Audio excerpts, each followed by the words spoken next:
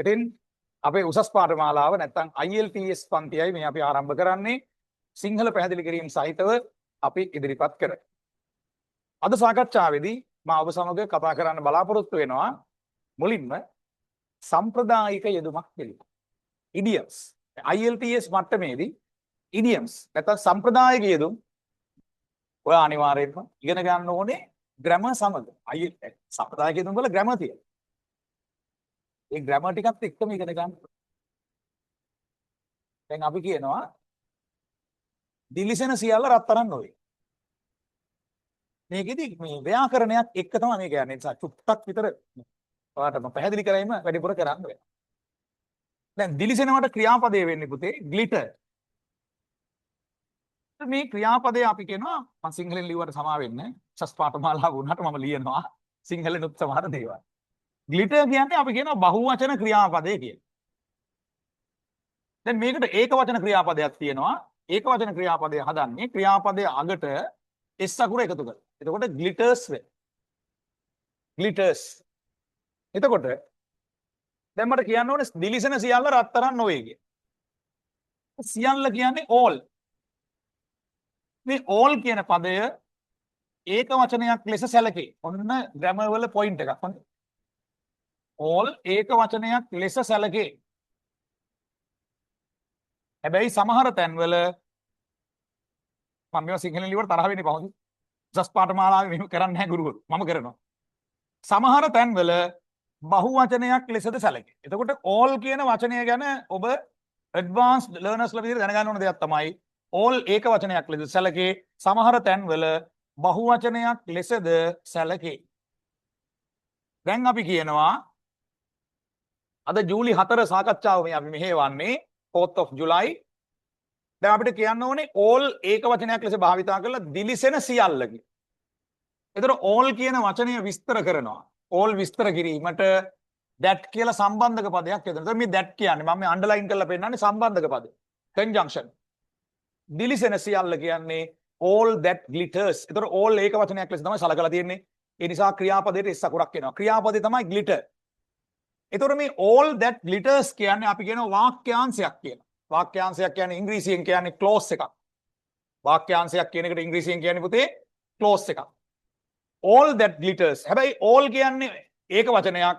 මේ all that glitters කියන එකේ තේරුම දිලිසෙන සියල්ල කියන එක. මේක මොකද්ද පුතේ? වාක්‍යාංශයක්, clause එකක්.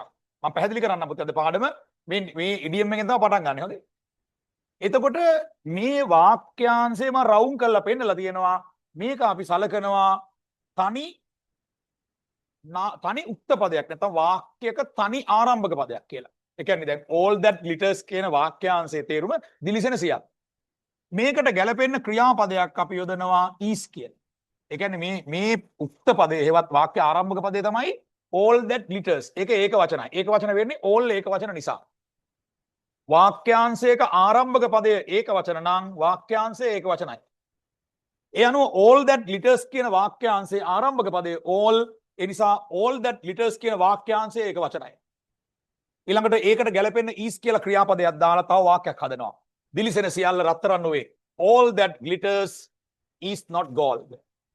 ඔන්න ඔය විදිහේ සංකීර්ණ භාවිතයක් තියෙනවා. මේක ඉගෙන ගන්න අද පාඩම අපි වෙන් කරමු. අද ජූලි 4 සජීවී සාකච්ඡාවයි ඔබ වෙනුවෙන් මේ මෙහෙවන්නේ දිලිසෙන සියල්ල රත්තරන් නොවේ. ලියා ගන්න පුළුවන් අය ලියා ගන්න. මම මේකට නිබන්ධනයකුත් අනිවාර්යෙන් එවනවා. all that glitters is not gold. දිලිසෙන සියල්ල රත්තරන් නොවේ. ලියා ගන්න පුතේ. ඒතර all ඒක වචනයි. දැන් මුලින්ම අපි බලමු රත්තරන් පුතේ අපේ උසස් පාඨමාලාව නැත්නම් IELTS පාඨමාලාව තුල අපි කොහොමද කියන්නේ all වලින් වාක්‍යයක් හදලා හැමදේම හොඳින්. ගොඩක් ජනප්‍රිය වාක්‍යයක් මේක. ඔබට කියන්න අවශ්‍ය වෙනවා හැමදේම හොඳින් කියලා. ඉතින් කියන්න ඕනේ පුතේ හැමදේම හොඳින් කියන එක all is well කියලා. හැමදේම හොඳින් ඔබ කියනවා all is well. හැමදේම හොඳින් all is well. හැමදේම හොඳින් all කියලා පටන් ගත්තා. දෙවෙනි පියවරට is කියලා යෙදුවා. මෙන්න අපි කිව්වා හැමදේම හොඳින් කියලා all is well. එහෙනම් all වලට පසුව is යොදන්න මොකද්ද බලපාන පදනම? all අපි සලකනවා නිත්‍ය ඒක වචන ගණයෙහිලා all නිත්‍ය ඒක වචනයි හැමදේම හොඳින් all is well. ඒතර all ඒක වචනයි කියලා සලකන්න පුළුවන් නිත්‍ය ඒක වචනයක් විදිහට. හැබැයි all බහුවචනයකුත් විදිහට සලකන්න පුළුවන්. ඒ කියන්නේ all කියලා පටන් අරන් හැමෝම ඉන්නවා මෙතන all are here කියන්න පුළුවන්. ඒතර මේ ක්‍රම දෙකම හරි. ඒතර ඉංග්‍රීසි භාෂාවේ අමුතු වචනයක් මේකනේ all කියන පදේ. හැමෝම ඉන්නවා කියලා ඉංග්‍රීසියෙන් කියන්නේ පුතේ is කියන වචනේ.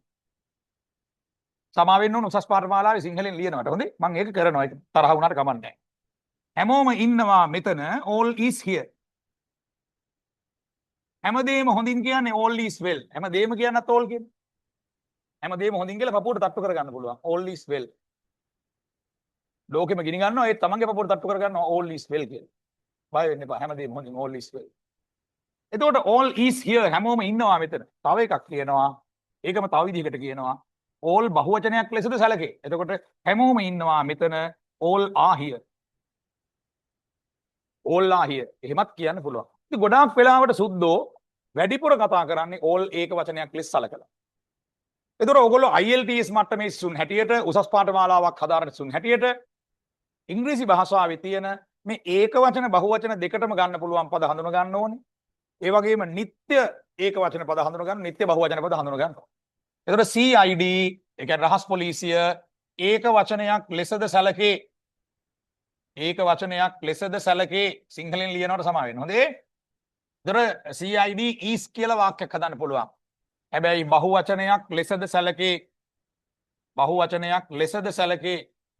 කෙනෙක් අහන්න පුළුවන් සර් ඒක මානව නීතිය මොකද්ද සර් ඒක 아무තු වචන ඒ ඉංග්‍රීසි වල සුද්දන්ට පිස්සුද මේක මෙහෙමයි පුතේ වෙන්නේ දැන් CID කියන එක අපි ගන්නවා රහස් පොලිසිය තනි ඒකකයක් විදිහට තනි ආයතනයක් එතකොට CID is එතකොට CID එකේ තියෙනවා විවිධ ඒකක යුනිට්ස් ගොඩක් තියෙනවා පුද්ගලයෝ ගොඩක් ඉන්නවා ඒ කියන්නේ සේවය කරන අය රහස් පොලිස් පරීක්ෂකයෝ ගොඩක් ඉන්නවා එතකොට එතනදී ආ කියලා ගන්නවා ඒ කියන්නේ ඒකක රාශියක් එහෙම ගන්න පුළුවන් ඉතින් නමුත් කතා කරනකොට ඔයා හිත කතා කරන්නේ අපි පොදුවේ කියන්නේ CID is කියන්නත් පුළුවන් CID ආ කියන්නත් පුළුවන්.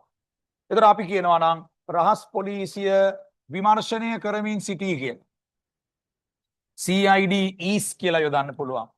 විමර්ශනය කරමින් ඉන්නවා නම් අපි කියනවා investigating the CID. CID වලට මුලින් the යොදන්න පුළුවන්. හොඳේ? The CID is investigating.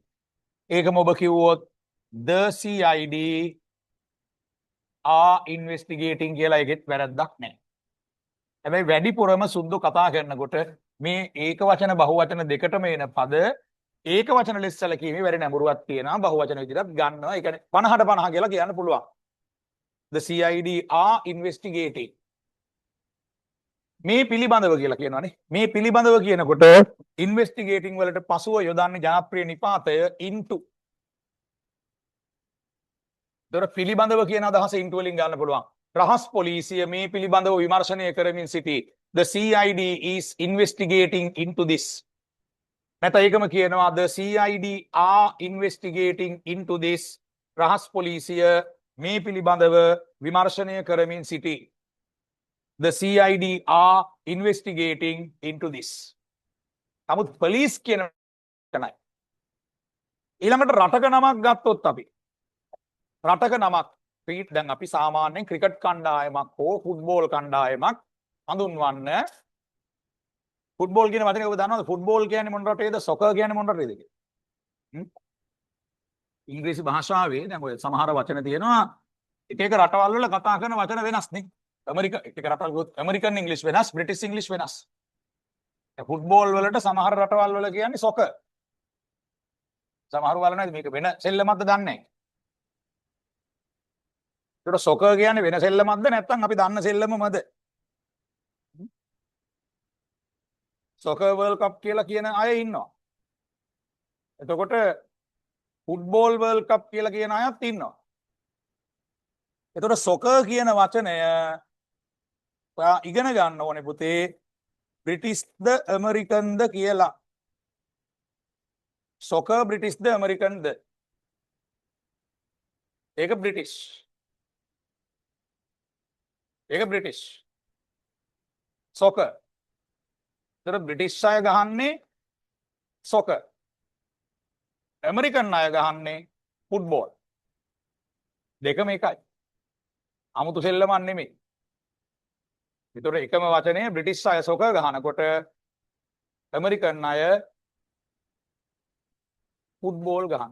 American football කියලා වචනයක් තියෙනවා. මම හිතනවා ඔයගොල්ලෝ අහලා තියෙනවද දන්නේ නැහැ. හරි ජනප්‍රියයි ඇමරිකන් ෆුට්බෝල්. දැන් මම කියන්න ගියේ දැන් යම්කිසි ක්‍රීඩා කණ්ඩායමක් හඳුන්වන්න රටේ නම යොදනවා. ඒතර අපි කියනවා ශ්‍රී ලංකා කියලා පටන් ගන්නවා. එතකොට ඒ කියන්නේ ලංකාවේ ක්‍රිකට් ටීම් එකට තමයි ශ්‍රී ලංකා කියලා කියන්නේ.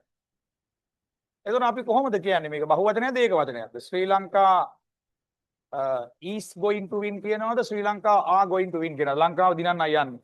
මොකක් හරි තරගයක්. ලංකාවේ කණ්ඩායම. දෙකම හරි. දෙකම හරි. ඔයගොල්ලෝ බලන්න පත්‍ර බලනකොට ඉංග්‍රීසි පත්‍රයෙන් බලනවා නම් මේවා ඔයගොල්ලන්ට අහු වෙනවා. ඒ කියන්නේ ශ්‍රී ලංකා is කියලා කියන්නත් පුළුවන් ශ්‍රී ලංකා ආ කියන්නත් පුළුවන්. හැබැයි මේක මේ රට ගැන කතා කරන අවස්ථාව නෙවෙයි. ඒක මතක තියාගන්න. රටට නම් ඒ රට ඒක වචනයක්. ශ්‍රී ලංකාවේ රට ඒක වචනයක්. ක්‍රීඩා කණ්ඩායමක් රටේ නමින් හඳුන්වන විට ඒක වචන බහුවචන දෙකටම ගන්නවා. ඒකේ නීතිය මෙහෙමයි. සංකීර්ණ නීතිය, සියුම් නීතිය. අර තනි කණ්ඩායමක් විදිහට නම් ඊස් කියනවා. කණ්ඩායමේ සමාජික ගොඩක් ඉන්නවා කියලා සලකලා ආ කියනවා. ඉතින් ලංකාව දිනන්න යන්නේ ක්‍රම දෙකටම කියන්න පුළුවන්. ඔයගොල්ලෝ ඉංග්‍රීසි පත්‍ර බලනවා නම් මේ දෙකටම ඔයාලට හමු වෙනවා මේවා. ශ්‍රී Lanka is going to win. මම නම් හුඟක් මගේ ඉංග්‍රීසි ඉම්ප්‍රූව් කරගත්තේ ඉංග්‍රීසි පත්‍ර බලලා. ඩේලි නිවුස් එක ගොඩාක් බැලුවා. ශ්‍රී Lanka is going to win. ඒක බහුවචනෙන් කියනවා නම් ඒකම ඒ දෙයම කියන්න පුළුවන් ශ්‍රී Lanka are going to win. ලංකාව දිනන්නයි යන්නේ.